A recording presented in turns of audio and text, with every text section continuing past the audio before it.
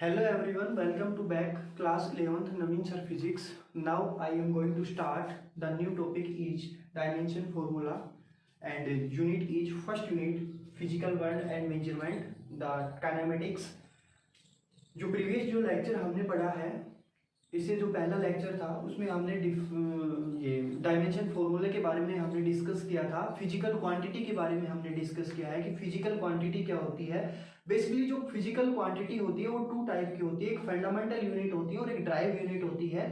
Fundamental unit आपके पास एक ऐसी यूनिट होती है जो कि जिसको हम रिप्रेजेंट करते हैं तो वो किसी के ऊपर बेस नहीं होती, डायरेक्ट या इनडायरेक्ट उसकी कुछ वैल्यू होती है। और जो ड्राइव यूनिट होती है वो किसके ऊपर बेस होती है, एक फंडामेंटल यूनिट के ऊपर बेस होती है, उसे हम ड्राइव यूनिट कहते थे। आपने 7 फिजिकल यूनिट पढ़ी थी जो आपके पास क्या क्या थी, एक तो लेंथ था, मास था, टेम्परेचर था, ल्यूमिनस इंटेंसिटी थी, अमाउंट ऑफ सब्सटेंस था, ये सभी आपने पढ़ा था। जो आज हम स्टार्ट करने जा रहे हैं वो एक इम्पोर्टेंट आपके पास थिंग होगा। जो आज क्लास का एम है वो हमारे पास जो की पॉइंट है एप्लीकेशन ऑफ डायमेंशन फॉर्मूला है कि जो डायमेंशन फॉर्मूले है उसकी एप्लीकेशन क्या क्या है। जो फर्स्ट एप्लीकेशन है वो कहता है कि to check the given equation correct और इनकरेक्ट। फर्स्ट एप्लीकेशन हमें ये बताएगी कि आपके पास कोई भी इक्वेशन है, फिजिक्स के अंदर हमारे पास कोई भी इक्वेशन है, एनर्जी की है, आपके पास फोर्स का कोई भी इक्वेशन है, या आपके पास मोशन की आपने इक्वेशन सभी ने पढ़ रखी है। जो 9th क्लास में आपने मोशन की इक्वेशन पढ़ी है कि v² - u² is equal to 2as या s is equal to ut plus half at², ये इक्वेशन आपने पढ़ी है। उस इक्वेशन को हमें ये बताएगा कि आपके पास ये करेक्ट है या इनकरेक्ट है। या जैसे मैं कहूँ कि आपने पढ़ा होगा कि एनर्जी पढ़ा है कि एनर्जी इज इक्वल टू होता है हाफ mv², या एनर्जी इज इक्वल टू जो पोटेंशियल एनर्जी होती है वो आपके पास mgh होती है। उन सभी को हम इसमें पढ़ेंगे। तो लेट्स स्टार्ट कि करना क्या है, कैसे करेंगे, बिल्कुल अच्छे डिटेल से पढ़ेंगे, तो बिल्कुल सिंपल वर्ड यूज करके हम पढ़ेंगे। सबसे पहले हम जो फॉर्मूला उठाते हैं वो आपके पास इक्वेशन है, एक एनर्जी की इक्वेशन है कि मैं कहता हूं कि काइनेटिक एनर्जी है वो आपके पास होती है हाफ mv²। काइनेटिक एनर्जी का जो फॉर्मूला है वो आपके पास क्या होता है, हाफ mv²। लेकिन जो काइनेटिक एनर्जी है उसका डायमेंशन फॉर्मूला क्या होता है, काइनेटिक एनर्जी का डायमेंशन फॉर्मूला क्या होगा। वैसे आप सभी को याद होना चाहिए कि एनर्जी का डायमेंशन फॉर्मूला होता है वो आपके पास होता है mL2T-2, mL2T-2। यही डायमेंशन फॉर्मूला आपको अब इस इक्वेशन से मिलना चाहिए, तो ये इक्वेशन आपके पास करेक्ट है। अगर आपके पास सेम डायमेंशन फॉर्मूला इस इक्वेशन से नहीं मिलता है तो इसका मतलब ये इनकरेक्ट। काइनेटिक एनर्जी है, काइनेटिक एनर्जी का फॉर्मूला है हाफ mv²। काइनेटिक एनर्जी का जो डायमेंशन फॉर्मूला होता है वो होता है mL2T-2। ये आपको याद होना चाहिए कि आपके पास काइनेटिक एनर्जी है या कैसी भी एनर्जी है उसका जो फॉर्मूला, एनर्जी तो डिफरेंट टाइप की होती है, पोटेंशियल एनर्जी होती है, काइनेटिक एनर्जी होती है, मैकेनिकल एनर्जी होती है, लेकिन आपके पास जो एनर्जी होगी उसका जो फॉर्मूला होगा वो यही होगा, डायमेंशन फॉर्मूला mL2T-2। अब यही mL2T-2 आपको इस इक्वेशन से निकालना है। अगर ये इक्वेशन से आपको mL2T-2 आ जाता है तो ये क्या है, करेक्ट है, वरना आपके पास क्या होगी, इनकरेक्ट होगी। तो सबसे पहले मैं आपको ये बता देता हूं कि काइनेटिक एनर्जी का फॉर्मूला कैसे आया। जो काइनेटिक एनर्जी, या आपके पास मैं कहूं कि एनर्जी है वो किसकी इक्वल होती है, वर्क की। एनर्जी है वो किसकी इक्वल होती है, वर्क की इक्वल होती है। वर्क किसकी इक्वल होता है, वर्क आपके पास होता है फोर्स इनटू डिस्प्लेसमेंट। अब फोर्स का डायमेंशन फॉर्मूला क्या होता है, mL2T-2, mL2T-2। फोर्स का डायमेंशन क्या होता है, mL2T-2। यहां से फोर्स भी आपके पास किसी के इक्वल होता है तब आपके पास क्या आता है, mL2T-2। इतनी ज्यादा डिटेल्स में नहीं जाएंगे। तो जो फोर्स है वो आपके पास क्या होता है, mL2T-2। डिस्प्लेसमेंट आपके पास क्या होती है, L। Displacement, distance, length, breadth, height, ये सभी क्या होती है, L। तो यहां से आप देखोगे तो आपके पास फॉर्मूला आया mL2T-2 एनर्जी का। किसका फॉर्मूला आया, वर्क का। और वर्क किसके इक्वल है, एनर्जी के इक्वल है। तो आपके पास किसका फॉर्मूला आ गया, एनर्जी का mL2T-2।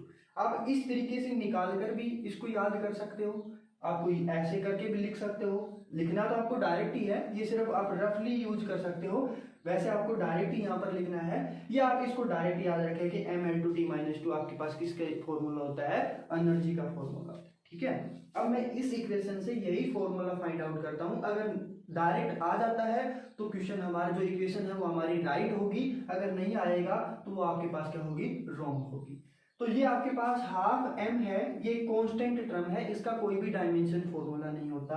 काइनेटिक एनर्जी के अंदर जो m होता है वो आपके पास मास होता है, और मास का जो डायमेंशन फॉर्मूला होता है वो आपके पास m होता है।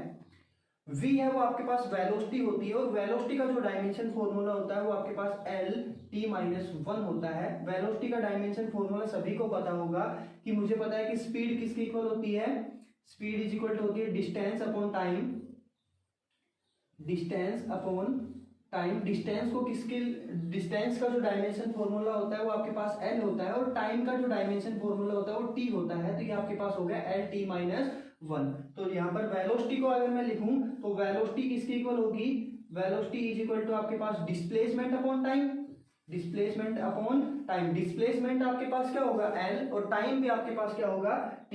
तो यही फॉर्मूला आएगा l t-1। और लेकिन यहाँ पर वेलोसिटी का स्क्वायर है तो मैं यहाँ पर क्या कर देता हूँ स्क्वायर, तो मैं लिखता हूँ कि m l2 is equal to m l square t square, और इसको मैं लिखूँ तो m l2 t-2 is equal to m l2 t-2। ये आपके पास इक्वेशन आ गई। क्या ये दोनों फॉर्मूले एक दूसरे के इक्वल है, ये डायमेंशन फॉर्मूला और ये डायमेंशन एक दूसरे के इक्वल है? इसका मतलब ये जो इक्वेशन थी हमारे पास काइनेटिक एनर्जी की हाफ mv², ये हमारे पास कैसी है, करेक्ट इक्वेशन। कैसी है, करेक्ट इक्वेशन। ठीक है। अगर ये दोनों एक दूसरे के इक्वल नहीं आती तो ये कैसी हो जाती, इनकरेक्ट होती। ठीक है। इसका स्क्रीनशॉट आप ले लें, इसका स्क्रीनशॉट ले लें ताकि आप नोट्स के अंदर लिख सकें। आगे और डिस्कस करते हैं। सेकंड जो इक्वेशन है वो हमारे पास है v is equal to U plus 8, v is equal to U plus 80। v आपके पास क्या है, वेलोसिटी, u भी आपके पास क्या है, वेलोसिटी। एक इनिशियल वेलोसिटी होती है और फाइनल वेलोसिटी होती है। a आपके पास क्या है, एक्सेलरेशन, और t हमारे पास क्या है, टाइम। वेलोसिटी का फॉर्मूला आपको सभी को पता है कि वेलोसिटी का फॉर्मूला होगा वो होगा lt-1। अभी मैंने निकाला था, फिर मैं इसको निकाल देता हूं कि वेलोसिटी है, वेलोसिटी इज इक्वल टू क्या होती है, डिस्प्लेसमेंट अपॉन टाइम। और डिस्प्लेसमेंट का जो डायमेंशन फॉर्मूला होता है वो आपके पास होता है l, और टाइम आपके पास क्या होता है t। तो ये आपके पास आ गया lt-1। ये t की पावर 1 है और l की पावर भी 1 है, लेकिन यहाँ पर 1, इसका मतलब l की पावर 1 ही है। इसको जैसे ही मैं ऊपर लेके जाऊंगा तो इसकी पावर आपके पास क्या आ जाएगी, नेगेटिव के अंदर आएगी। तो ये आपके पास क्या हो गया, lt-1। ठीक है। तो ये आपके पास वेलोसिटी है lt-1। तो इस इक्वेशन, पूरी इक्वेशन से मुझे lt-1 मिला, तो इसका मतलब ये इक्वेशन आपके पास करेक्ट है। अगर आपके पास lt-1 नहीं मिला तो इसका मतलब ये इक्वेशन आपके पास क्या है, इनकरेक्ट है। तो देखें ये आपके पास क्या है, वेलोसिटी है, इनिशियल वेलोसिटी या फाइनल वेलोसिटी। तो ये आपके पास क्या होगी, lt-1 प्लस एक्सेलरेशन का फॉर्मूला क्या होता है, lt-2।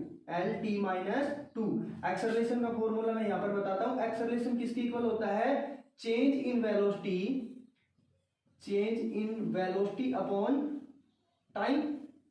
और चेंज इन वेलोसिटी का जो फॉर्मूला होता है वो क्या होता है, lt-1, और टाइम का फॉर्मूला आपके पास t। जब ये t ऊपर जाएगा तो इसकी पावर माइनस के अंदर, और lt-2। और यहां से आपके पास एक और बच गया क्या, मल्टीप्लाई के अंदर टाइम का फॉर्मूला हो गया t। फिर रिपीट करता हूं, वेलोसिटी का फॉर्मूला lt-1, इस वेलोसिटी का फॉर्मूला भी lt-1, एक्सेलरेशन का फॉर्मूला lt-2। मैंने एक्सेलरेशन का फॉर्मूला आपको निकाल के बता दिया। वैसे ये फॉर्मूले आपको अब याद रहने चाहिए। टाइम का फॉर्मूला होता है t। क्लियर। अब मैं लिखता हूं कि lt-1 is equal to lt-1 plus lt-2। यहां पर आपके पास क्या है, 1, इसकी पावर 1 है, यहां पर आपके पास क्या है 2, तो ये क्या बचेगा, lt-1। और ये आपके पास प्लस में है तो पावर आपके पास क्या है, सेम। ये आपके पास क्या आ गया, lt-1 is equal to lt-1। इसका मतलब ये इक्वेशन भी आपके पास क्या है, करेक्ट। यहां से लिख सकते हो कि hence proved RHS is equal to LHS। ठीक है। इसका स्क्रीनशॉट ले लें। आगे और कुछ सोल्व करते हैं, एक दो और इक्वेशन सोल्व करेंगे। थर्ड जो हमारे पास इक्वेशन है वो है V square plus U square is equal to 2as, V square plus 2 square is equal to 2as। वही है सेम वेलोसिटी, वेलोसिटी का फॉर्मूला मैंने अभी निकाल दिया। वेलोसिटी का जो फॉर्मूला होता है वो होता है lt माइनस 1, इसकी आपके पास पावर क्या है स्क्वायर, प्लस फिर से आपके पास वेलोसिटी lt माइनस 1 और इसकी पावर आपके पास स्क्वायर, 2 आपके पास क्या है एक कांस्टेंट है, a आपके पास क्या होगा एक्सेलरेशन, एक्सेलरेशन का फॉर्मूला lt माइनस 2 और s आपके पास क्या होती है डिस्टेंस, डिस्टेंस का फॉर्मूला आपके पास क्या होता है l। ठीक है, यहां से आप देखोगे तो आपके पास स्क्वायर है तो ये आपके पास l square t minus square plus l square t minus square plus l, एक l ये है और एक आपके पास ये है, मल्टीप्लाई में है तो आपके पास पावर क्या हो जाती है l, तो l2 और यहाँ पर t माइनस 2, ये आपके पास प्लस में है, पावर आपके पास सेम रहेगी l2 t minus 2 is equal to l2 t minus 2। Hence proved, right hand is equal to left hand, right hand is equal to left. आप इसका स्क्रीनशॉट ले लें कि आपको नोट्स बनाने में दिक्कत ना हो। ऐसे ही हम और इक्वेशन करते हैं। नेक्स्ट इक्वेशन है t is equal to 2 pi upon l upon g, root of l upon g, t is equal to 2 pi root l upon g। t आपके पास टाइम है, l आपके पास लेंथ है और g है वो आपके पास एक्सेलरेशन है। ठीक है, acceleration due to gravity. t आपके पास टाइम का जो फॉर्मूला होगा वो क्या होगा t, 2 पाई आपके पास क्या है कांस्टेंट है तो मैंने इसको क्या रखा कांस्टेंट रखा, रूट लेंथ आपके पास क्या होती है l और g, एक्सेलरेशन आपके पास क्या होगा lt माइनस 2, lt माइनस 2 और ये आपके पास क्या हो गया l से l कैंसिल, आपके पास क्या बचा t is equal to root of t2, root of t2 पता कैसे लगा 1 अपॉन t की पावर माइनस 2 है, जब माइनस की पावर 2 है ऊपर जाएगी तो आपके पास किस में हो जाएगी प्लस के अंदर, तो ये आपके पास क्या आ गया t स्क्वायर और ये इससे आपके पास कैंसिल, तो आपके पास t इज इक्वल टू किसके इक्वल आ गया t के। तो ये इक्वेशन भी आपके पास क्या है करेक्ट है। क्लियर, ऐसे आपके पास n नंबर ऑफ इक्वेशन होगी, डिफरेंट इक्वेशन होगी, कोई भी इक्वेशन दे सकता है। s is equal to ut plus half at square भी दे सकता है कि s is equal to ut plus half at square, ये आपको इक्वेशन करके देखनी है। जैसे मैं दे रहा हूँ v is equal to root of 2gr, और भी है जैसे कि v is equal to root of 2gr। ठीक है, ये इक्वेशन आपको करनी है। तो आज का जो लेक्चर है वो हम इसी के ऊपर फिनिश करते हैं। अब आपको जो डायमेंशन फॉर्मूला है उसकी फर्स्ट एप्लीकेशन सभी को आनी चाहिए कि आपके पास मैं कोई भी इक्वेशन देता हूँ, बुक्स के अंदर आपके पास n नंबर ऑफ क्वेश्चन दे रखे हैं, नंबर ऑफ एग्जाम्पल दे रखे हैं, आप उनकी प्रैक्टिस करके देखें। तो फर्स्ट जो एप्लीकेशन है वो सभी को क्लियर है, to check the equation, given equation correct और इनकरेक्ट। आपके पास कोई भी एक गिवन इक्वेशन है वो करेक्ट है या इनकरेक्ट है वो हम किससे पता लगा सकते हैं, डायमेंशन फॉर्मूला से लगा सकते हैं। ठीक है, आप यूट्यूब चैनल को जो नवीन सर फिजिक्स के नाम से है उसको सब्सक्राइब करें, लाइक करें और कमेंट करें। जो भी आपको प्रॉब्लम है वो कमेंट करके बताएं कि हमें सर ये समझ में नहीं आ रहा, कमेंट करके बताएं ताकि उसका कुछ सॉल्यूशन हो। और सब्सक्राइब करें और ज्यादा से ज्यादा शेयर करें ताकि आपके पास हर वीडियो आ सके, जो भी यहाँ पर वीडियो हम बनाते हैं वो आपके पास पहुंच चुके। ठीक है, आज की क्लास हम यहीं पर ही फिनिश करते हैं। ओके।